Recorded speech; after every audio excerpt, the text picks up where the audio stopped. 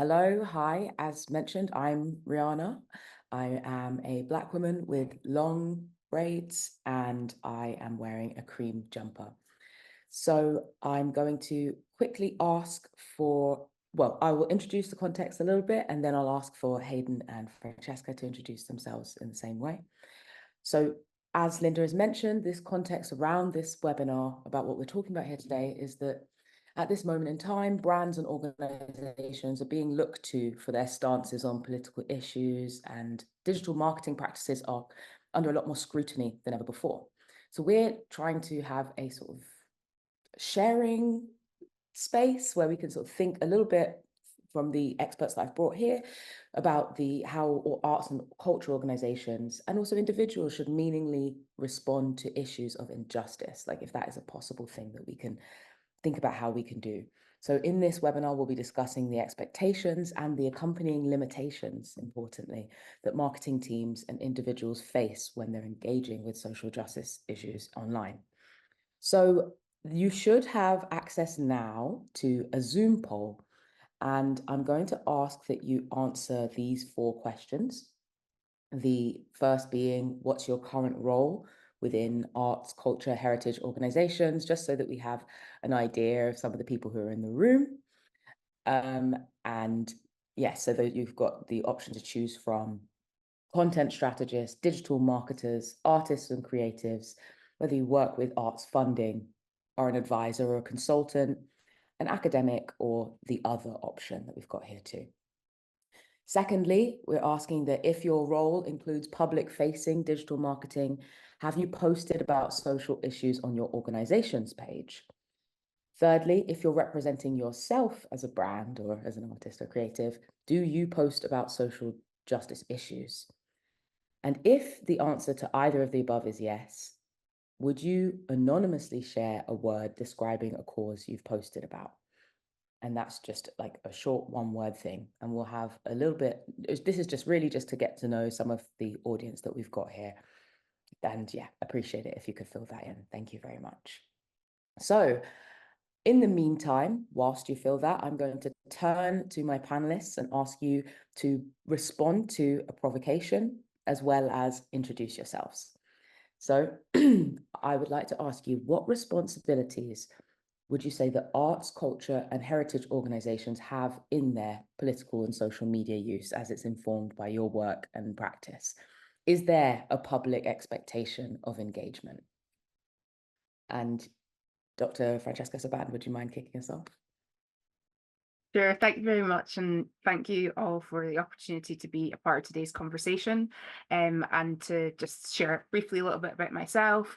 I am 32 years old, of Nigerian and Welsh descent. I'm wearing sort of two-tone glasses, navy and cream coloured, and a blue and white checkerboard sort of sweater vest, and a light blue and white striped top underneath that. And my hair is in very narrow sort of braids that stop before my shoulders. And to respond to that question, I wanted to start by speaking a little bit about just politics. So for me, politics, including structural power dynamics that benefit some people while ultimately oppressing many other people, impact everyday life. So political matters are something that never simply exist outside of an organization and its sector or space. Political matters don't disappear because an organization doesn't name them. And this includes ultimately what we might view as being the politics of arts, culture, and heritage work. And it would be great to know more about, everybody's thoughts on what politics means to them. So sometimes I feel that when the word politics comes up, people's minds might first go to party politics or a handful of specific governmental issues or public figures and representatives.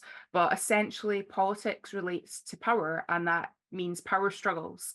And those, I feel, are implicated in all organizations and everyday life again. And when we think about organizations, that includes both internal dynamics and also external facing activities and communications. And I think politics as a term, as a concept, it's sometimes associated with inherently negative ideas for good reasons, because we're speaking about power. But I think that it's important to move beyond any sort of fear or trepidation around engaging with politics, because if we name and acknowledge and address power, there is hope in terms of moving towards better conditions, better lives for all.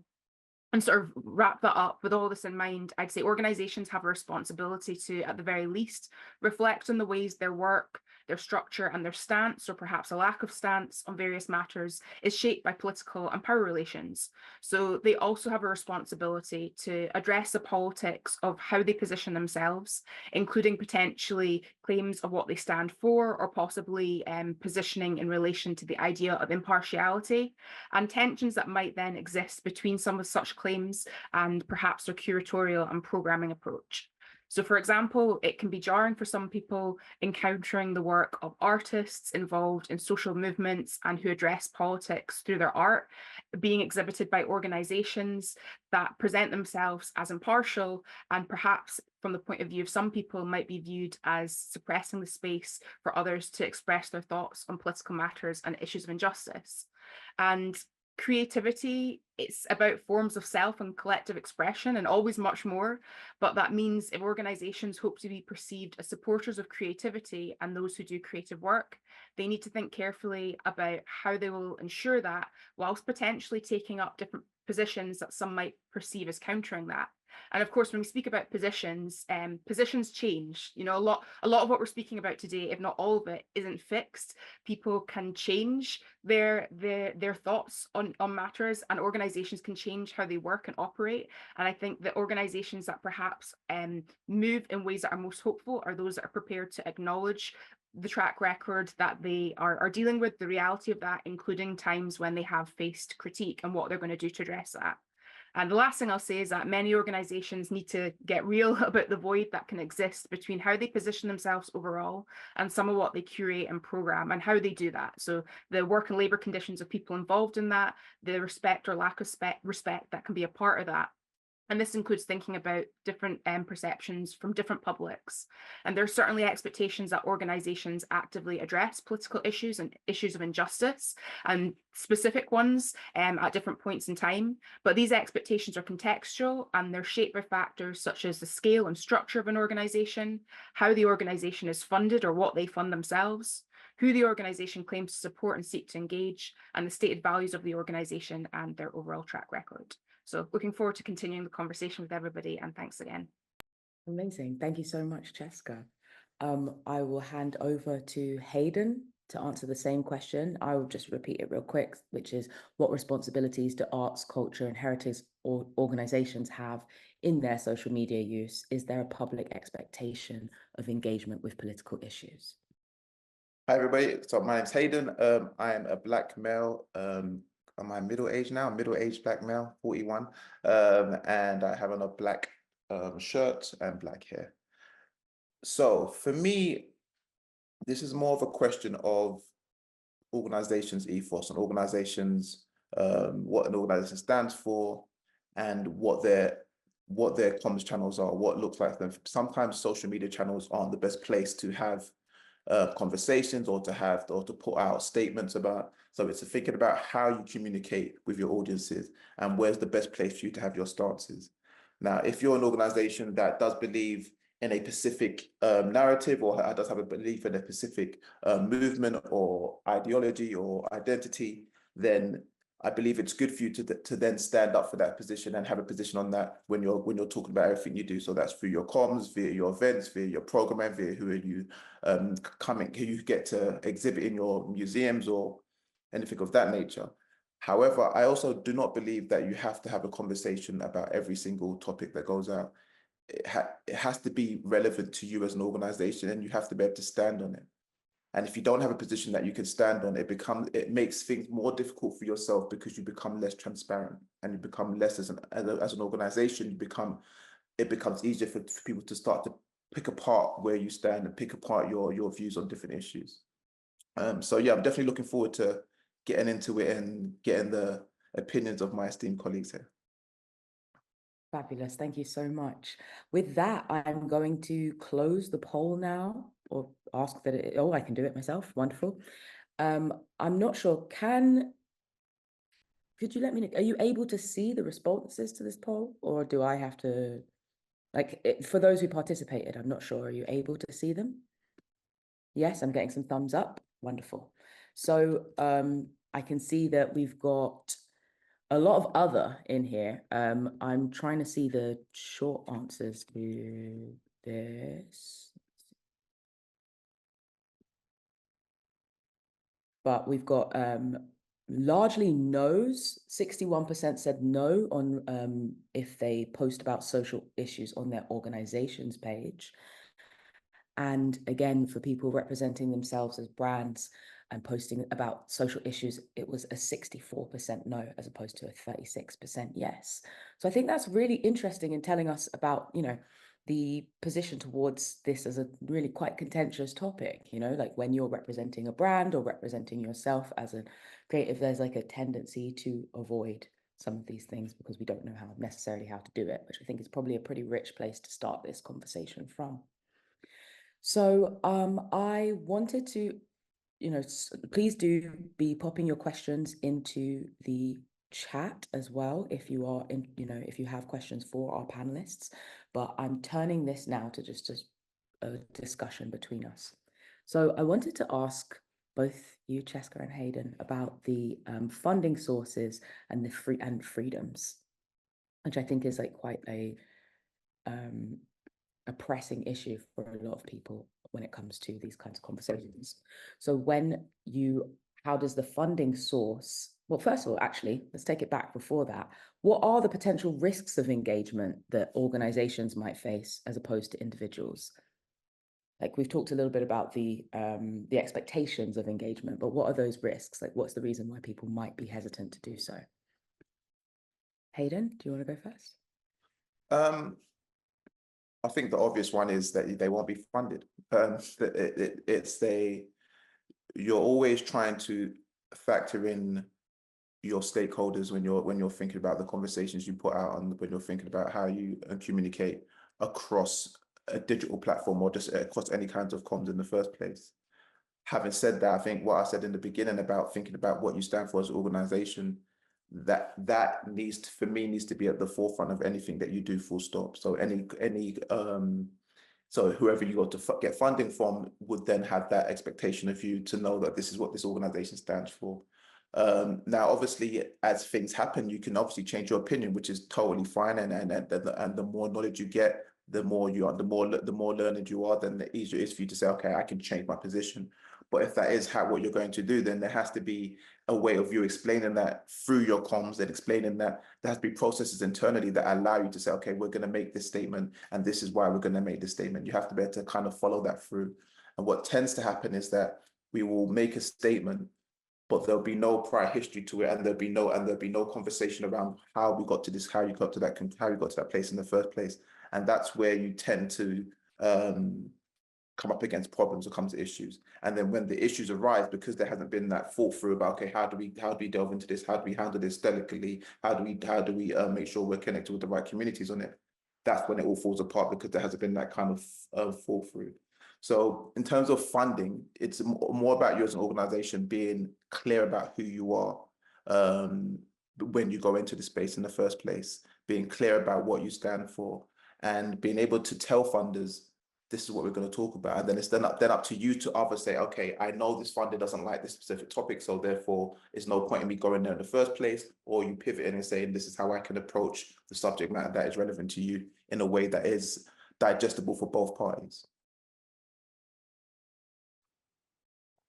Thank you very much. Yes. And Francesca, would you have anything to add to that too? Yeah, thanks. Yeah, I think just thinking about all of what Hayden shared and just thinking about the sorts of examples that come to mind, something that I was reflecting on is that whether it's an organization or an individual, and I'm always conscious that when we speak about, let's say, organizations or brands, sometimes it can feel as though it's this very abstract entity, but we're speaking about people always too. And that can sometimes involve reflecting on how individuals might be targeted within organizations or might be scapegoated by organizations, often those who are likely to be precariously positioned and not paid a lot. But something that I was thinking about throughout that conversation was that with some organizations, I think there can be such a focus on reacting and reactiveness and responding that, like Hayden was speaking about, there isn't necessarily this reflection on the track record or history that perhaps precedes them saying something. And beyond that, what actions of substance, short-term, long-term, are going to follow on from what they might say online. And I was also thinking about the fact that there are some organizations that I've seen that will issue statements that I think they might believe are statements that are contributing in a particular way, but take this sort of both and approach, whereby they're saying a lot that it effectively contradicts what they might be trying to put forward. What I mean by that is, I think there are times when, in an effort to be perceived as saying something on a matter, an organization actually says nothing at all. And there are times that if a statement isn't thought through and isn't informed, it has the effect of almost saying, we think this, we think that, and that means we actually are not thinking anything with regards to this pressing issue. And when that situation arises, there's a real question around what was the point of saying anything at all?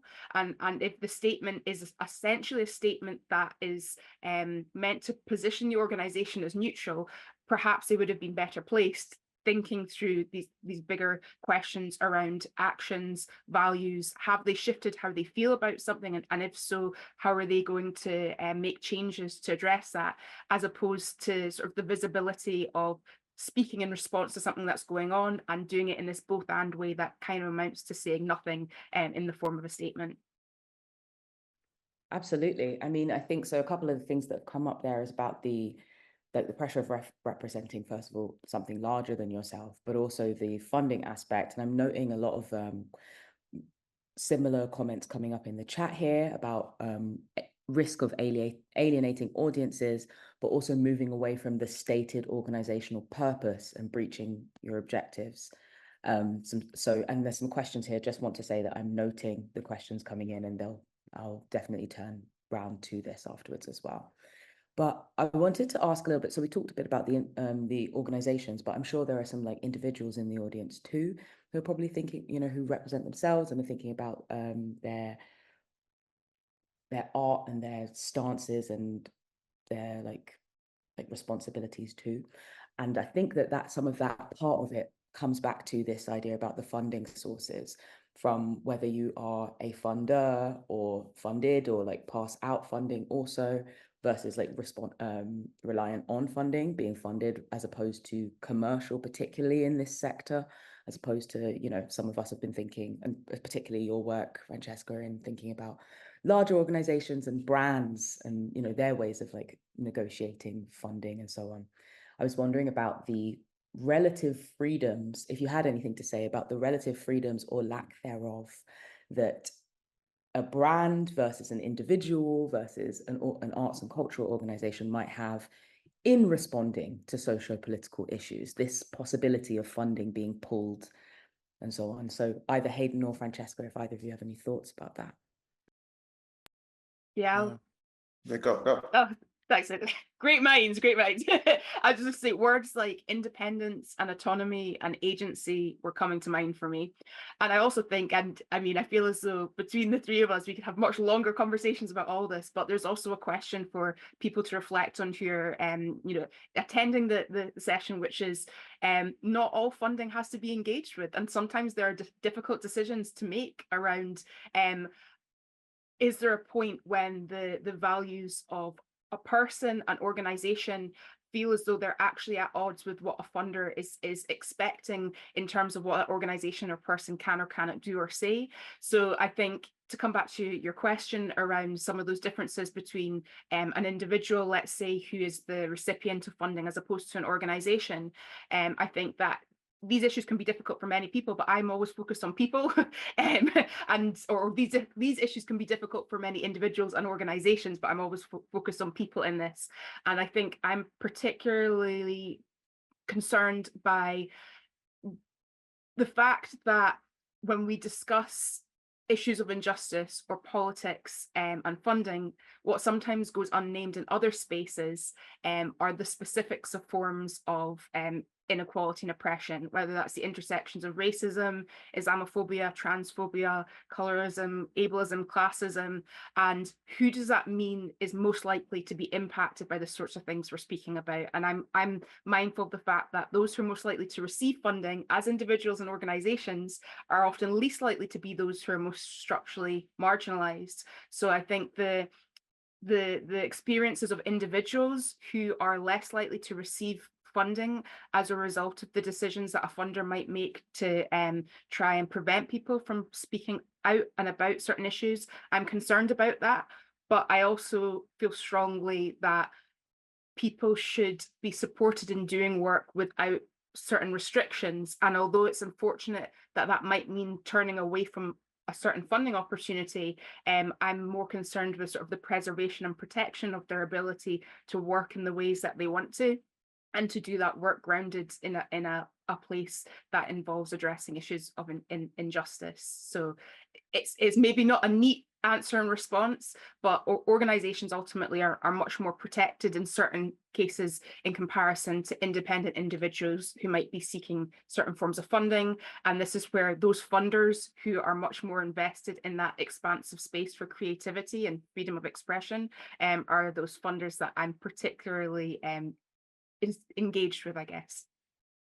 Absolutely. Like, I mean, I'm even thinking about some years ago, watching my friends make some very hard decisions about the kinds of brands that they were going to engage with, and talking a lot about personal brand versus, you know, and what it would do to their like career longevity, about the kinds of choices they were making in these times. So I think it's definitely something that you have to navigate as an individual. And sometimes, yeah, there was a lot of like, this was in a very precarious moment as well. And there was a lot of like money that felt huge to us at the time as well, that was going up in smoke. But like when your whole bread and butter is about also being that you're a marginalized person from this community and your work is in that, like, it's kind of the choice that you have to make, right? Thank you for that. Hayden, do you have anything that you'd like to? Yeah, I think I definitely co-sign and agree with everything was already said. I think there is a time with arts and culture organizations. So from when I used to work at ACE, it was always kind of the idea of commercialization or being able to commercialize or monetize the work that you do on your own was always frowned upon. And I think that there has to be a give and take. So there has to come to a point where you're thinking, and it's not this is definitely at a like a senior leadership level or executive level where they're thinking, okay, when do we start to pivot to the decision where we can start to create our own funding, or start to create enough income for us to try to support ourselves, and then the funding are the cherries on top. Now I know that's easier said than done, but there are examples. So I always give the Vagina Museum as a great example. They raised so much money from their connection with their audiences. Now that again, I know that they're trying again, and it's not always easy to keep going back to your audiences, but we do have to start thinking about how we can start creating other streams of income that separate us from funding, that allow us to have more autonomy and allow us to create as we want to create more freely. As much I know we're going through a really bad period of time with cost of living and things of that nature, but money is one of the things there is actually ample of. And if you think of the actual terms in terms of just money in the world, there's an abundance of it. It's just how do we tap into it? So it's just looking, if sometimes it's just reframing how we view commercialization, reframing how we view how we generate income streams, and start to think about that in a bit more of a long-term theory. So sometimes we say, okay, we're going to try and do funding for the next 2 years, but during that time, we're going to start trying to build up our different funding streams so that we can start to pivot away from it and move accordingly. Brilliant, thank you so much. I am going to also turn us now to talking a little bit about some of, like, you know, like as we mentioned at the beginnings, thinking about some of these potential risks. I was wondering if either of you had any examples of a moment of backfire. So where an organization, just so that we can talk a little bit around some of like what we hope and dream for in our engagement in these ways, of like where an organization might have engaged in some social commentary but was penalized for it by either the viewers or etc. So I was wondering if we could focus specifically on what the point of contention was in that moment as well, because I think that probably for our viewers here today who are thinking a little bit about best practice and the ways that they can take some of these like learnings into their own practice as well, if we can think a little bit about what some of those moments of contention actually, where they actually sit. So the example that I obviously love to live and love to use and talk about is a branded one, but it is I bring it up every year whenever I'm teaching about digital activism, and I think about the Pepsi campaign with Kendall Jenner. And the moment of contention that I found there was that most people responded to was that it was at the moment of sort of trying to tap into Black Lives Matter, but without actually saying any of the words Black Lives Matter. So there were a lot of in the advert, there are lots of people carrying billboards saying like, join the conversation, drinking a Pepsi and, handing over a Pepsi can to a police officer, and then everything like racism is solved and everything's wonderful. And there was such huge backlash from that it's become like a really wonderful like teaching example even for me. And I think that, it was one of those moments that like where, something has just clearly gone wrong.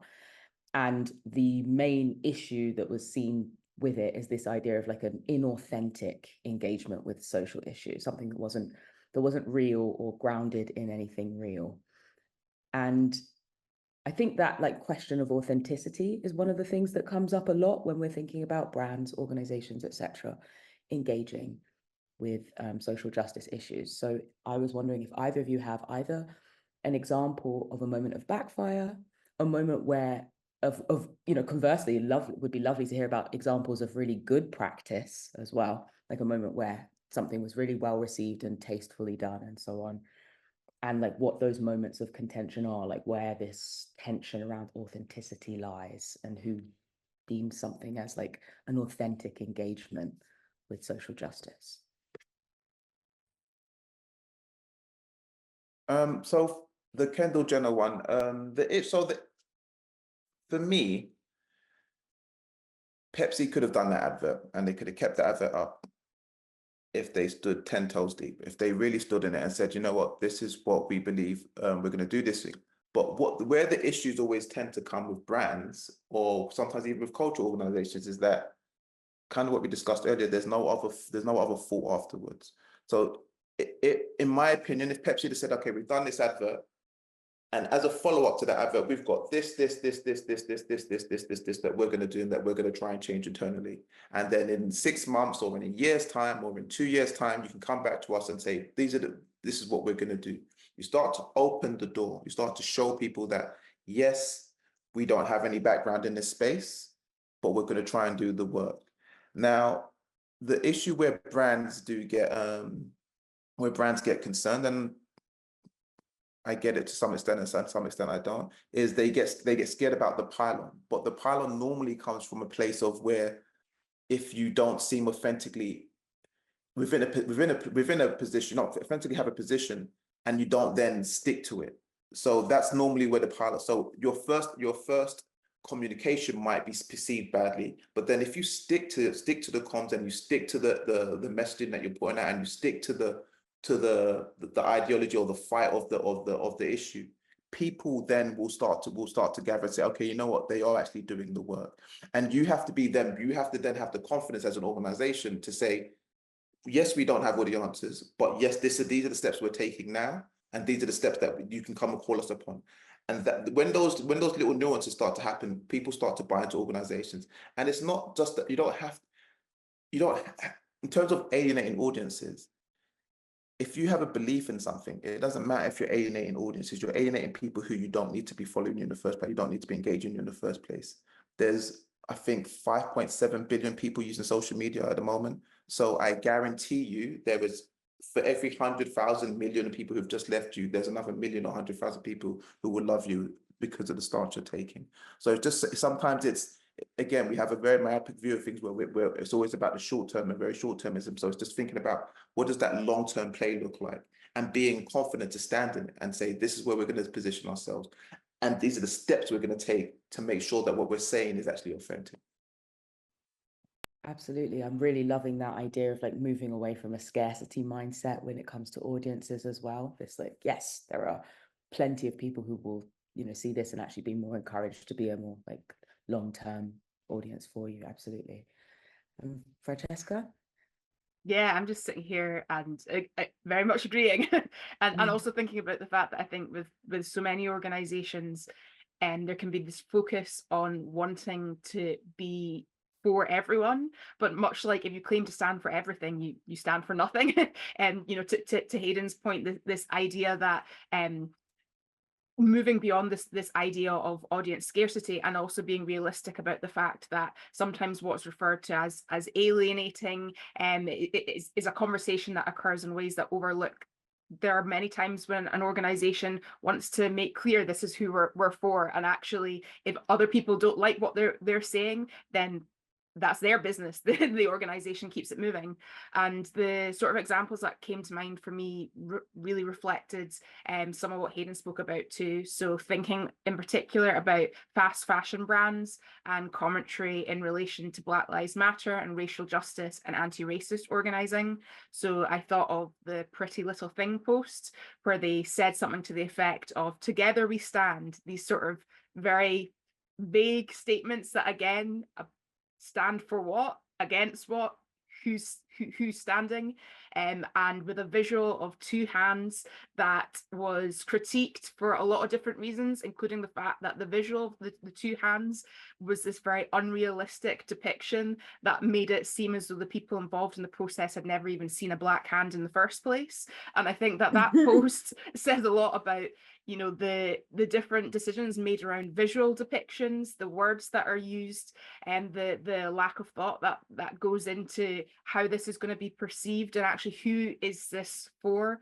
And to maybe bring it back to some of what Hayden said earlier on around the need to think about sustainability beyond a focus on funding. I just wanted to sort of echo that point and turn more then to examples that I feel are more meaningful than those that have been critiqued. And it's less about a specific example, and it's more about the ways that organizations or collectives move with a focus on sort of the deep embedded nature of work. And this sort of work is much less about what is visible, what's posted on a social media platform, and it's much less about viewing anything as a particular moment. So thinking about the longer history of the issues of oppression being addressed. And I thought this connected to something that's been shared in the chat, I believe from Lisa, speaking about the importance of organizations focusing on and addressing and supporting LGBTQ plus people beyond a single date or a single month.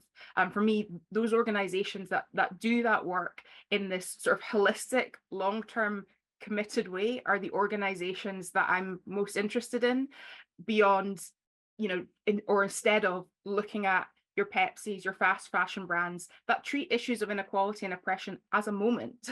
What would it mean to have seen some of those sorts of posts or gestures sitting alongside committed actions long before the summer of or the date of? And yeah, the last thing I wanted to say on all of that as well was just thinking about accessibility in relation to all of this. There are so many organizations that will post on social media. There won't be alt text. They won't think about how to share a message in a multimedia way that accounts for the different ways that people can or can't access information, or also the different ways that people process information. So I know as somebody with ADHD myself, I'm always very conscious of times when statements might be issued by an organization in a very sort of cumbersome way, and there hasn't been much thought gone into not only what they're stating, but how they express it and communicate it to account for differences between people and to account for people's experiences of disability and ableism. Thank you. So absolutely. I mean, I also just thinking about these, examples of good practice. I think what's really interesting is that a lot of them end up sticking in your mind for a really long time afterwards.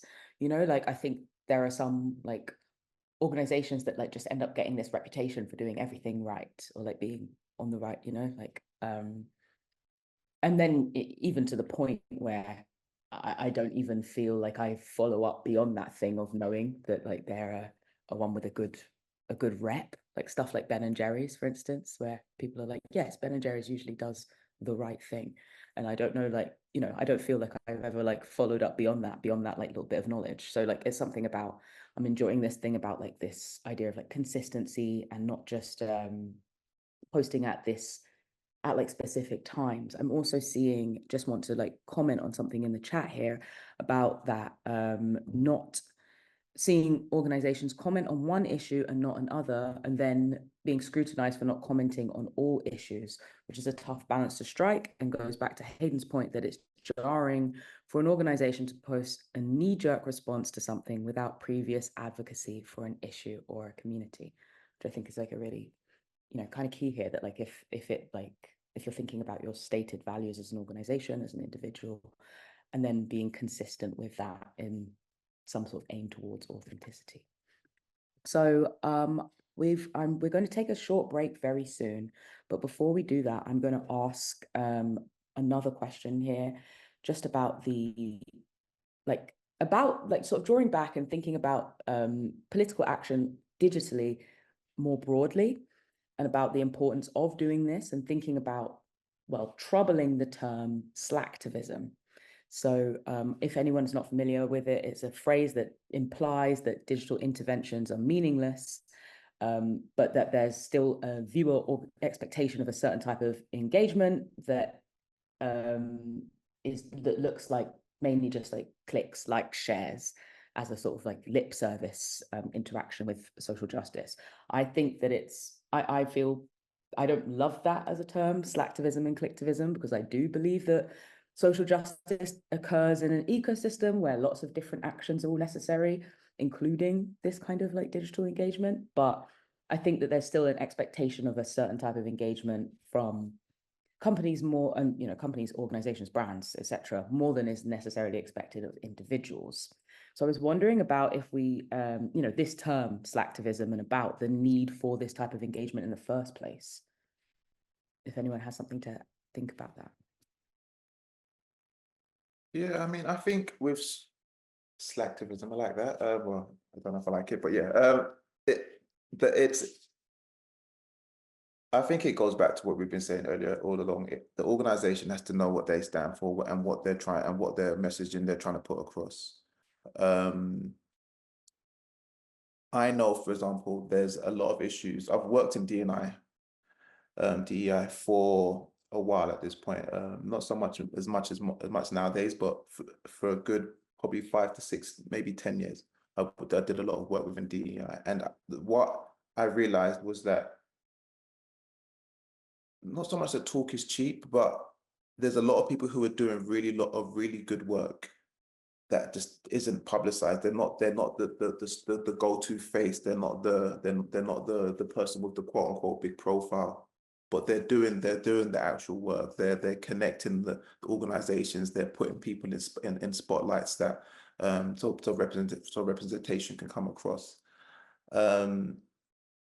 From me working within that space as well, it made me to stop to think and say, there's only certain things that I'm going to post about. And there's 2 reasons for that. The main reasons for that is, one, I find it overwhelming. Just from a personal standpoint, I can find it overwhelming with the narratives. Now, that is my POV on it. That doesn't mean that I'm right or that I'm wrong in my opinion about it. There's this kind of ideology or idea that, okay, if somebody doesn't speak about something, that means they're supporting it, or they're really, really bad, and they're part of the evil problem. And I personally don't buy into that, because I think it becomes, not only does it become about whataboutism, but it also becomes, there's so much happening in the world at once. Where do you position yourself when that, and then I've started to notice people are trying to do that. So not to go too far into all of the wars and stuff that are happening, but you'll see some of the things that are happening with some of the like the Israel and Palestine wars. You'll see, and then you'll start seeing people say, okay, so we've got to talk about Congo now, we've got to talk about the Sudan now, and then so what people try to do is now we try to post everything, but clearly you didn't care until somebody said, oh, we've got to post this now because we've said that. So now, so if it starts to become nothingness, unfortunately, in my opinion. So you have to be clear on what you're doing, have a position, And once you have your position, be able to show why you have that position. That's just how I feel from a digital, especially from a digital and social standpoint. We also have to remember as well that, again, we have communities. It's not the whole world. So when people say people chime in or trolls jump in, or it's not the whole world, it's a selection of probably 100 people, if we're going to be completely honest, who could probably talk at you on your platform. And when you step back from that and you can appreciate that, it allows you to then think through, okay, what action do I want to take? Because there's only 100 people versus the 10,000 people who liked what I've said or don't like what I've said. How do I step back to that and then to move forward? Francesca, do you have anything to add? Yeah, first I was going to ask, could you please repeat the question? Yes, Thank absolutely. you. I'm also just going to say, I just received a question about examples of organizations you think are doing it well so that we can learn from them. And I was thinking to pop in that example, Hayden, that you put in before from the Migration Museum into the chat. And I was wondering if you wouldn't mind just like saying a sentence or two about it whilst I put it in. Oh, yeah. Cool? So the Migration Museum, their content, especially during football, so during the football, did quite well regarding talking about what immigration looks like, what the England team would look like without immigration or without migration. And that's a position that we know immigration can be contentious, depending on how your view on it. So they have a position and they stick to their position, and it aligns with who they are as an organization.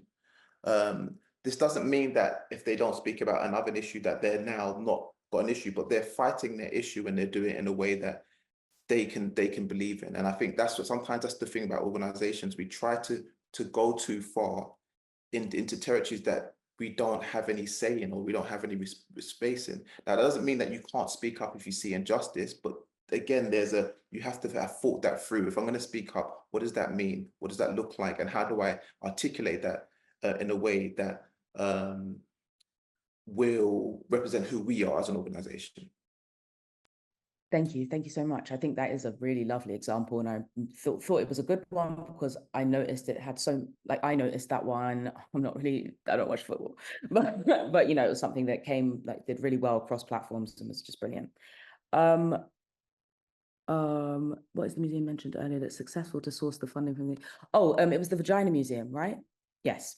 And then Francesca, the question I had, which the last thing before we head to a break, is that I was asking about troubling the term slacktivism, and you know, thinking about the actual why digital interventions are meaningful at all.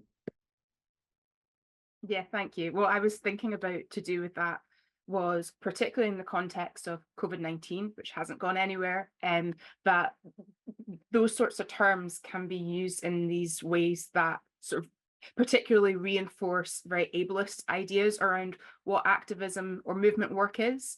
And of course, you know, the forms of direct action that take place in certain physical settings, which are coordinated and involve the mobilization of people in a particular place, are so important. But the dismissal of the different ways that people make use of digital technology and online platforms and online infrastructures that go beyond what people post visibly on social media, and the dismissal of that is often in particular the dismissal of people who, again, are most impacted by the interconnected nature of forms of oppression, including ableism, racism, sexism, and homophobia and transphobia. And one other thing I just wanted to say briefly was throughout all of this, I'm thinking about the interconnected nature of injustice, period. And one of the reasons why I mentioned that example earlier to do with fast fashion brands and Pretty Little Thing is while various comments were made to do with Black Lives Matter and racism and racial justice, some of those organizations or brands are those with histories of work and labor conditions, particularly in East Asia, South Asia, different parts of the world, that are, you know, that have been very much critiqued. And I say that because it's important for us not to think about all these issues as existing in a vacuum. Issues to do with racial justice can sit alongside international solidarities. And that's why even if there might be an organisation in the UK that is engaged with issues of injustice on a local and national level, there are chances that many organisations still function or operate in ways that have impacts beyond their immediate physical environment. And the last thing I wanted to also say was that I think there are sometimes conversations to do with social justice that don't trouble what we mean by social justice in the first place. And something that I think through quite a bit about as part of the work that I do is how sometimes structural whiteness is implicated in who is even deemed as worthy or deemed as a person as a starting point before we even get to questions around justice and what we mean by justice and inequality. And something that somebody shared with me as part of the research that I do in 2021 was a question around, as a person of color who works in media and communications, how it felt for her to see different conversations and efforts in relation to Ukraine at that point in time, and a lack of discussion, she said, to do with issues impacting the people of Yemen and Palestine. And that was several years ago. And I think that the words she shared really gets to some of the ways that issues to do with racism, colonialism, and many forms of inequality are implicated in the ideal of social justice in the first place, and why we need to address that. Brilliant. Thank you so much for that. So I'm going to start us off with this question here, which is which we've received in a few iterations. So I think it's an important one. As a non-profit, publicly funded organization, we are not always able to have a political stance on certain topics. So I think the question here is about how arts organizations can deliver a politically impartial position overall. Like, what would that look like? Any guidance on doing that? And I just really wanted to tie that also to some of Francesca's work on divesting from, moving in silence, that article that you'd written about, like, brands and organizations that choose to divest from social media usage altogether. Sorry, that was very long, but basically, what about guidance towards politically impartial positions for non-profit, publicly funded organizations? So I'm still thinking it through, because we can have a long conversation about impartiality as a concept, but some initial thoughts include, I suppose, moving away for the moment from just what the organization says or doesn't say, and thinking more about what work does the organization support. And I'll maybe share a brief anecdote. So I went to an exhibition somewhere recently, and I was reading through the message book at the exhibition, and this was an exhibition by of the work of a very well-known artist whose work has always addressed many different issues that would be referred to as political and social, and issues of injustice. And one of the comments in the message book really emphasized that someone felt as though the exhibition had been curated and shared in a way that whitewashed the political underpinnings of that artist's work. And I share that anecdote because in a context such as that one, whereby I don't know a lot about the exhibition space and who's behind it, but if that was an arts organization, perhaps that is funded in a way whereby they are expected to be impartial on matters, there's a question around, does that impartiality that they're expected to uphold as an organization then have a potential knock-on effect on how exhibitions might be curated and shared? And I think that it's important for the potential it's important for us to think more about how does the position of an organization possibly impact the work they do or don't support, or how they share it, than just what the organization themselves says. Because my question for that organization would be, and it's just an open question, does your professed impartiality mean that the way you might curate and showcase the work of artists deemed political, is that going to result in that work being shared in a way that might actually be at odds with the spirit of the work itself? And I'm not saying that that's always the case, but these are just some of the questions that I've been thinking through in relation to that exhibition experience. How can we ensure that if an organization is trying to take on a position that they view as being impartial, how can we ensure that that doesn't have a knock-on effect in terms of how they might showcase or reframe the work of others who they're intending to support? So I know that's not necessarily an answer to the question, but maybe if I was to try and sum that up in one sentence, I'd say, how are you ensuring that your own position as an organization isn't resulting in the reframing or the restricting of the work of those that you're trying to support, including in this case an artist who's no longer living, so is no longer here to respond to the ways that their work was showcased in that exhibition space, and the fact that people who are fond of that artwork were concerned that it might be depoliticized because of the way it was being presented. Absolutely. I'm also just going to point to a comment in here as well, which said to check the Charity Commission's guidance on political campaigning. So there's an article in there as well as resource. And I think this comment here as well about seeing value in statements without do you see value in statements without accompanying action points or clear commitments, along with articulation of accountability over time for implementing these? I think we've addressed that a little bit earlier as well, in that we, had mentioned that some of the brands that, and organizations and individuals that are seen more authentic and as like participating well in these conversations are the ones that do show accountability over time, other ways of implementing more than just a post. So and then this last comment here as well, thinking again, challenge with what Francesca just opened with, thinking about what neutrality or impartiality is even possible and who it's possible for, because it's not actually possible for everybody. Spoiler, it's not possible, period. No, it's not. Yeah, it's a luxury, like, That's who is neutral? Oh. Right. Hayden, sorry, didn't want to cut you off if you hadn't. I don't know if I have anything of value to add to that. I'm trying to the impartiality, it's difficult. It's definitely difficult. But I always go back to actions. I think actions, I'm very much, I think actions speak louder than words, as they say. And so if you're an organization who is impartial, who can't openly communicate certain activities, I think, what are your actions internally? What does your organization stand for? What do the people stand for internally? You can do internal fundraising. You can do internal. You can have people come into your organization and help educate the people within the so that you as individual people can go out and then spread your message and be more informed. There's always ways that the more informed we are as people, the more likely we are better to speak in ways on and speak on things that we understand better, and better put that out in a way that will be representative. So if you're an organization who can't, for some reason, I don't understand why you would be able to have a position on anything. But if that is the case, what are you doing internally so that the team are educated, so that what positions I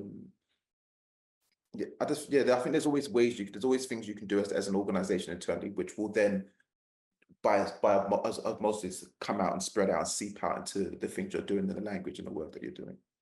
Yeah, I'd love to add to that as well. Something I've been thinking a lot about, and I mentioned this earlier, in terms of like the ecosystem of social justice as well, where, all different parts and ways of participating are necessary and valid. And there are also other ways that, again, I'm coming at this from an individual's perspective, because I've been thinking a lot about precarity in different countries as well.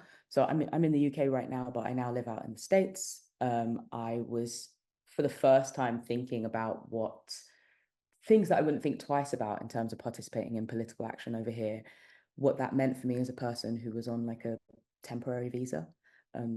What kinds of things that I was no longer able to do that I could do easily when I was footloose and fancy free as a student. And now I'm like, having to reckon with myself now as a state employee. Yuck. Like, whoa. I used to call myself a scholar activist, and now I work for Uncle Sam. Like, yuck. Like, but I work at the University of Maryland. So these kinds of like shifting capacities as well that individuals also have. And I started to talk to other friends who were traveling to also on visas in different countries, and thinking about how their proximity to different types of activism had to shift because of their contingency. And part of that has been sort of reckoning with this idea of a different ecosystem, different ways I can participate. Like, can I take food to encampments? Can I do sorts of things that take me, and again, thinking about disability and access and so on. Some people cannot be on a march, but can do other things. So I think that's all comes back to also this conversation about slacktivism and social media and the ecosystem of these different actions that that we can take both as individuals and as organizations. But I do also want to just come right back to that thing, because I did just pop it in the chat about moving in silence and divestment. And I was just wondering, for anyone who hasn't had a chance to, and if you haven't read it, get to read it. Like, you know, Sheska, if you wouldn't mind like briefly introducing any of those ideas. I wouldn't mind at all, but I was actually just thinking about your work here. So I just wanted to share something there too. So yeah, I guess thinking about the concept of moving in silence, because I've just copied and pasted something to the chat, and speaking about moving in silence, I haven't sent it to everybody, so I'll do that right now. But what I've been looking at is the example of various brands that will essentially make a statement about the fact they're no longer going to be on a social media platform, or will make a statement about the fact they're going to be saying less. And inevitably there's that tension there between the fact that their statement about moving in silence creates a lot of noise, can create a lot of, in some cases, press coverage. And I think that particularly when we've seen, you know, social media sites such as Twitter being rebranded as X, and different conversations around what that means, and different very vital critiques of certain platforms, particularly coming from the work of those who focus on Black digital studies, including Dr. Walcott, who does phenomenal work on that, both in the context of the UK and US, and thinking sort of diasporically, that there are times when brands are latching on to the idea that they might say they're turning away from a platform because it's no longer ethical for them to be on that site. So they're trying to sort of tap into discussions around critiques of certain sites, but in ways that may ultimately be rooted in an intention to be less visible and less accessible, because that might mitigate the different critiques that they face in terms of people saying, you're on this site, why are you not saying something about this issue of injustice or this political matter? So the term moving in silence is often associated with individuals, particularly influencer culture, this sort of genre of post whereby somebody says, hey, I'm logging out now, and sometimes they're back on within 24 hours or less.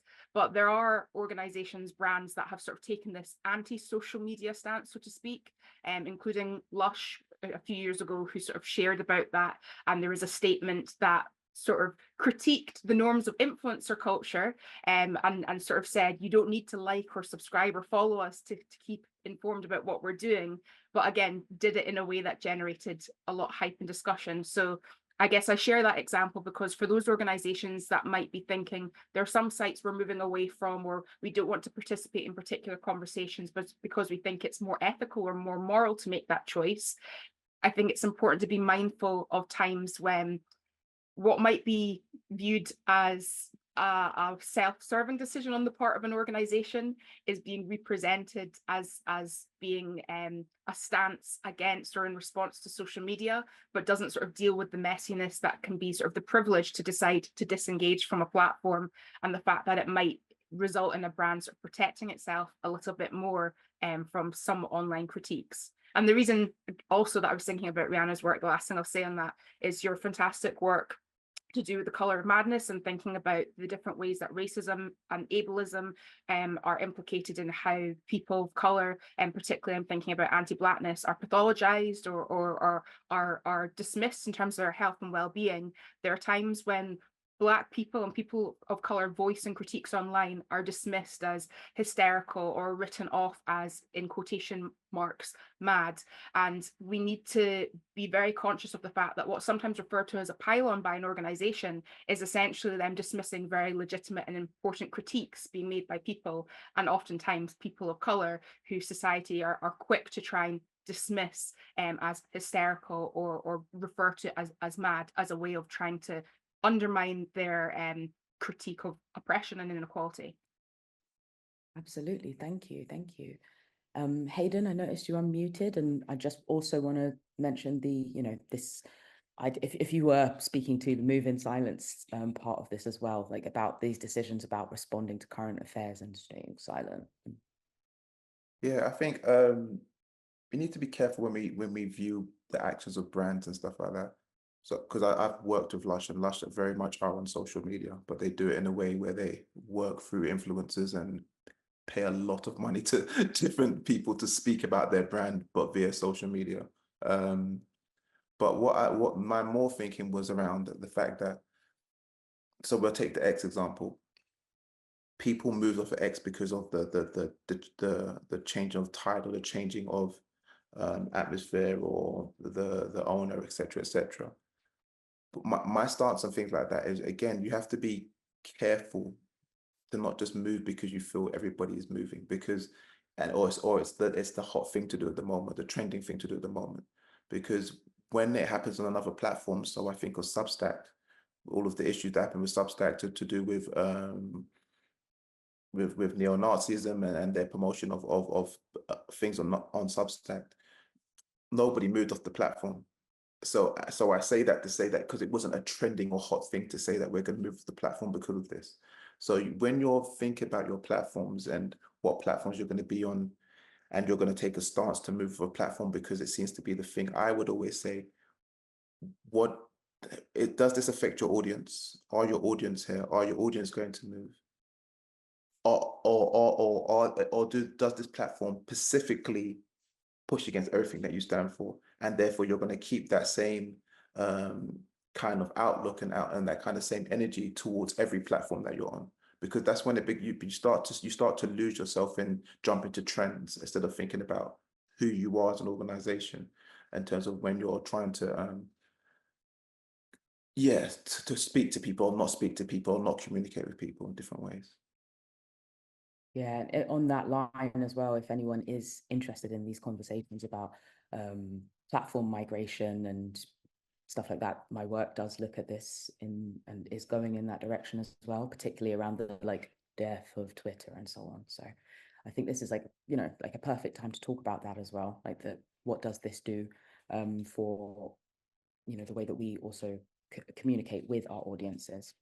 So I've got here a question as well about a Pride post on, I recently did a post of Pride on my organization's social media and was inundated with hate comments. What is the best way to handle this? Our team has decided that because of this, it's more important than ever for our visitors to know we support marginalized communities and want to continue to post our works made by those who are from marginalized communities. But do you have any advice for this? I think that this is a really interesting one because, again, it comes back to that idea about we were talking about consistency in posting as well, more than Pride posts as well, and that the decision after this as well has been, we need to clearly do more of this because they're not reading us correctly because this is what we're about, which I love. But also I think that it's really key, a really lovely bit in here is thinking about the duty of care to ourselves as well as individuals who make up organizations. So I was wondering about if you guys had any takes about online abuse from potentially politically opposed viewers when your content moves outside of your echo chamber. Yeah, I think definitely with this is internal processes. So you need to be able to make clear internal processes and guidelines for your staff who are basically on the front line, so to speak, who are dealing with your social or digital comms. So I know there's some organizations will have time periods. So say, okay, you're only allowed to be on the platform at X amount of time. If there is a pile of comments, then you have to take a certain amount of time away from the screen so you can go away and just kind of clear your mind and go away for it. It's never going to be easy to deal with trolling or pylons. But what I go back to is, one, having clear guidelines as organizations for your staff to be able to adhere to makes it a lot easier to be able to handle it and be able to take it in. When there's no process, that's when it can become quite overwhelming because you feel like you're just constantly bombarded with some of this, what could be seen like a negative onslaught. And then on top of that, I think as an organization, we have to again remember that it is kind of an echo chamber. It tends to normally be 10 accounts, or it doesn't tend to be that many people who are actually really doing it. It's just a trolling person who are just kind of just going in a cycle, so to speak, just constantly abusing things. So that I'm not saying, not trying to minimize the impact of that. I'm just saying when we step back from it and say, okay, what is the percentage of the people actually doing it? It kind of helps us to be able to reframe it and be able to see, okay, yes, there is this negative, and it's not energy that I like, but there's also this positive aspect of it as well from the people who are supporting it. So just trying to really get those frameworks in place in the organization will always help with that. And Hayden, I just want to, because there's a question that's come through that I think you're very well poised to answer on the back of that. What's your view on turning off comments to protect the mental health of your social media teams? I agree there's definitely a fine balance between acknowledging legitimate criticisms and understanding that more junior staff have little power to change things or bear the brunt of online hate as the first point of contact via DMs, etc. I don't think you should turn off comments, but again, that it's an organizational stance. You can do it and say this is what we do, full stop. But if that, and that's totally fine, and just stand on that. And remember, like I said, social media is just one element of the digital experience. So there's loads of other different digital ecos. When you look at your digital ecosystem, other ways to communicate to people. So if you going back to what I said about having clear procedures in place, if you know you've got people who are not senior leaders or people who are new to the organization or junior level people who are working on the social as and the front line, so to speak, put guardrails in place for them, so they do have that time to say, okay, we're only going to be on between 1 o'clock and 3 o'clock for 2 hours, and in between that we're going to have a 15-minute break because of XYZ. If you know you're going to post something that is potentially provocative or that for good or bad, if it shouldn't be or should be, be able to prepare that person. Okay, we know we're going to post this. This is the history of what's happened when we post something like this previously. These are some of the things that we're going to want you to do while this is going on. So it allows the person to feel secure and it's fair. Okay, I feel seen because they know that I'm going to experience something like this, and they've given me outlets to be able to step away from it.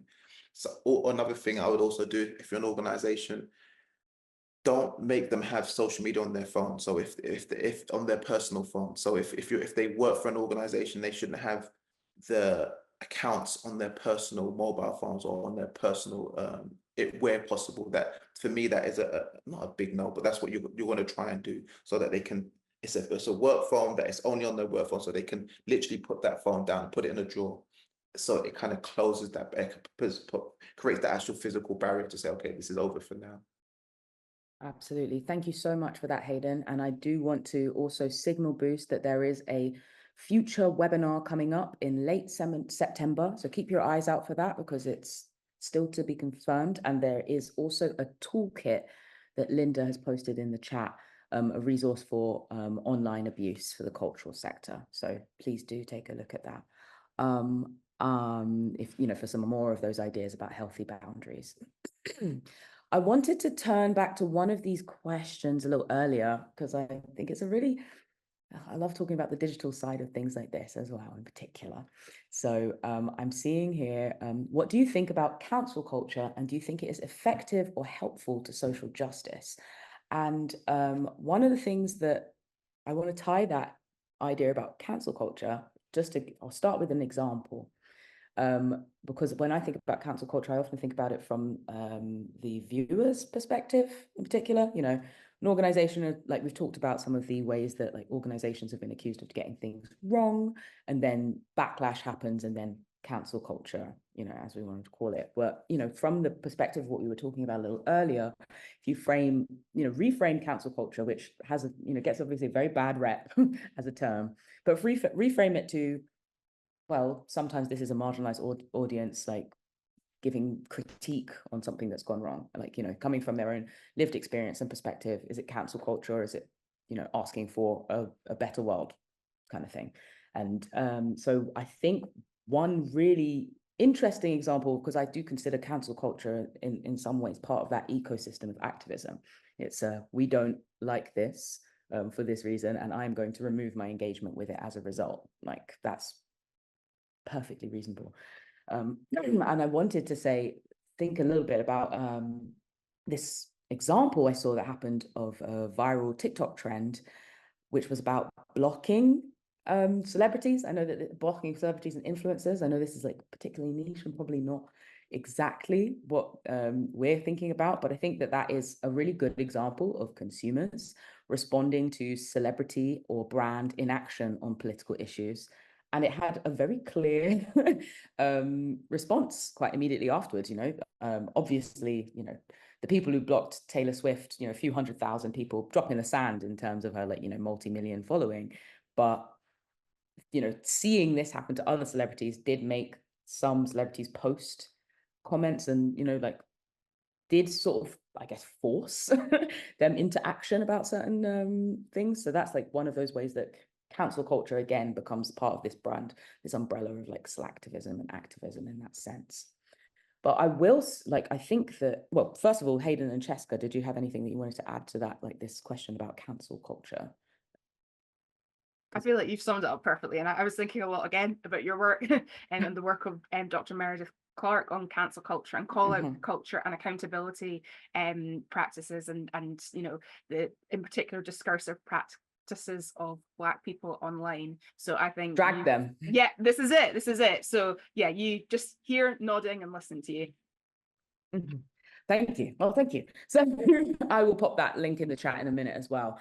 But I think that we've had previous webinars thinking about shadow banning and, the types of engagement as well. I wanted to ask like a kind of like maybe slightly nitty-gritty question about audience, digital spaces, engagement, and different like types of engagement expected in different spaces as well. And particularly knowing that you're not only just up against your audience, but you're also up against the platform in terms of the fact that shadow banning is a real concern, right? If you post about certain things that like, parts of, for instance, the like, I was looking at earlier this year, some of Twitter released some of its like code and some of the algorithm, some of the like information that they use to run Twitter's algorithm. And part of it was that certain search terms, certain terms would get downvoted. So like if you are including some of this language in your posts, there is actually a real reasonable chance that your audience will not be able to see it, not through any fault of your own, but because of part of the way of the platform functioning. So I think that there is, some of what's come through in this chat as well has been an assumption of liberal and left-leaning sensibilities in, arts and cultural organizations and heritage organizations. And what does that like, and that might also change the expectations about our posting and engagement in these issues. So the question I have is like how that impacts finding new audiences and reach, bearing in mind also that the need to also not necessarily fall victim to shadow banning or being siloed within echo chambers if you're trying to establish a broader audience. I think it goes back to again, if you stand there, similar. I have so many thoughts about it. I'll start with this one. For me, justice is such a weird word because it really is dependent on definition and on who is serving said justice. So it always depends on who's viewing it, what point of view it's coming from, and how it's defined by a person, a nation, a race, a culture, a group of people, whatever that may look like. So that then means that if we're all playing from different spheres of what our idea of what justice means, it means we see things completely differently, depending on our take of what justice means. So that kind of plays into the cancel culture scenario for me, where if you're trying to find ways to have impact and you feel that your only way you can have an impact is by boycotting somebody online, then that's your way of having impact, and then go for it, be at it. But there are other ways that you can obviously do that, and there's other ways other organizations can do that and other people can do that.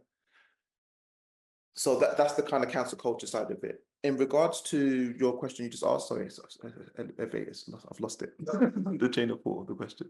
No, yeah, the other question was about echo chambers being largely liberal, seen as like liberal left-leaning organizations, like as a sector even, and like thinking about audience and reach when you get siloed by not only your content or the assumptions about politics, but also shadow banning. Shadow banning is, again, it's contentious. So for me, especially with social media, like I said, there's other platforms, there's other ways to reach people, and this idea that we've got 1 million followers, so that means we're going to reach 1 million followers has never been true from the start of social media to now. Like it's never ever been true. The idea that we shouldn't have to pay to reach the 1 million people who follow us, again, doesn't make any sense when you think about how. So think about a magazine. If you're in a magazine, you're gonna have to pay to, before there was social, you have to pay to reach these people, to advertise to people. So if you want to control your audience, to control the communications you have to build your own platforms. You have to build your own websites and build your own places where you can communicate. Build your newsletters and your email communities. Build your WhatsApp groups or your Slack groups or whatever that may look like. Because the idea that we use social media and then get upset with essentially a business saying, this is what you can say or do on my platform. It's not our platform. We can't be offended by the actions of a business. It's their business, it's not our business. And we then decided to place our content on there. So if you feel that you're being shadow banned, or you feel you have a message that you can't control how it gets out, start to think about, again, how you start to create your own communities. How you say, okay, I'm going to make a WhatsApp group where I can put everything in my WhatsApp. I'm going to make a Teams or whatever that may look like for you. I'm gonna really build up my email marketing so that I know that when I send out my email, it goes to all however many people I have on it. I get XYZ click-through rate. This idea that we over subscribe to social media being the be all and end all of digital. It's not. There's so many other avenues for us to take, and we have to then think about how we start to position ourselves, how we get our messaging out. Because if we're not doing it, if people say that the liberal black accounts are getting shadow banned, etc., but yet there seems to be all of these far right or other hate groups that have these big communities somewhere, and they're not all on social media. So where are they finding their communities to create these kind of spots, to create these private groups? So it's just about us learning from how we can create our own communities and our own groups and move things away, so that we can communicate in ways that we want to communicate and share what we want to share. That's just my POV on that. So. Amazing. Thank you so much. I have taken us wildly over time. Well, the final comments really was just thank you so much for having us, providing this space for us to have like a really nice generative conversation about something that's like quite a sticky and difficult issue, and that everyone has is going to necessarily have very different perspectives on, bearing in mind whether they are an individual organization or not, and what kind of career they're in. So yeah, really appreciate you having us. Huge thank you to Hayden and Francesca as well for joining me, and for Hayden especially for joining us at this blisteringly early time from where he is in the US at the moment. So yes, thank you so much. Great. And we've had lots of nice comments coming in, and just again from me to echo that, just what a pleasure, absolutely interesting, fascinating conversation between the three of you.